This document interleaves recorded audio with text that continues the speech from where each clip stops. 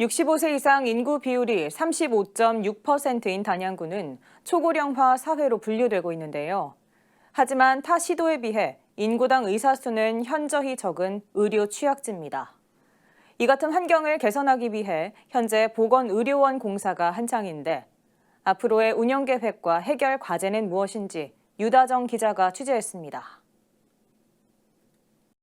단양구는 65세 인구 비율이 지난 5월 현재 기준 35.6%를 기록할 만큼 초고령화 지역으로 분류되고 있습니다. 현재와 같은 추세로 초고령화가 지속되면 10년 후 인구의 42.4%가 65세 이상일 것으로 전망되고 있습니다.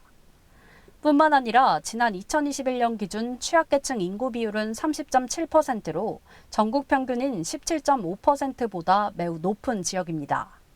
하지만 인구 1000명당 의사 수는 2022년 기준 1.3명, 전국 평균인 3.2명에 못 미치는 수준입니다. 인구 10,000명당 의료 인력 수 역시 전국 평균 51.5명의 절반 수준인 22.2명, 인구 10,000명당 병원 수는 6.4곳으로 전국 평균 13.4곳과 비교하면 취약한 의료 환경을 갖고 있습니다. 이에 의료 취약지에서 벗어나겠다며 내년 7월 개원을 목표로 보건의료원 공사가 한창인 상황.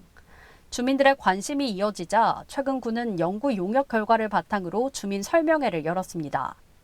연구 용역 결과에 따르면 군 보건의료원을 지방의료원으로 전환하는 데 현실적으로 어려움이 있어 직영으로 운영하고 운영 적자 부분은 국비와 도비 지원을 요구하기로 했습니다. 지방의료원으로 전환하면 공중보건의 배치가 축소될 뿐 아니라 의료 수요 여건상 도립의료원 병상 기준인 100개 병상을 충족하기가 어렵기 때문입니다. 또 보건의료원 진료 예정 과목은 모두 9개로 응급의학과와 내과, 정신건강의학과와 마취통증의학과, 치과와 한의과는 상시 진료를 하고 안과와 산부인과, 소아청소년과는 요일별로 진료를 할 계획입니다.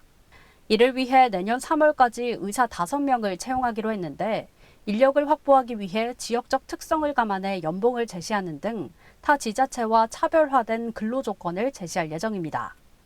우리 보건의료 운영에 필요한 이런 공중보건의 같은 경우에도 우리가 배치를 요구를 건의를 할 거고요. 그다음에 이제 보건의료원 근무하시는 그런 교대근무 의료인에 대한 그런 숙소를 제공할 필요가 있다. 그리고 합리적이고 준하는 그런 연봉도 제시할 필요가 있다.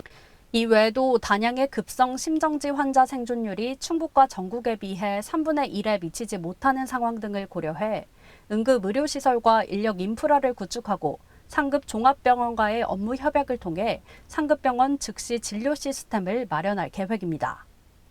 하지만 의사 부족 문제가 단양뿐 아니라 전국적인 사안으로 떠오르는 상황에서 단양 보건의료원이 의료 인력을 성공적으로 확보하고 국내 보건의료원의 성공 사례가 될 수 있을지 주목됩니다. GCS 뉴스 유다정입니다.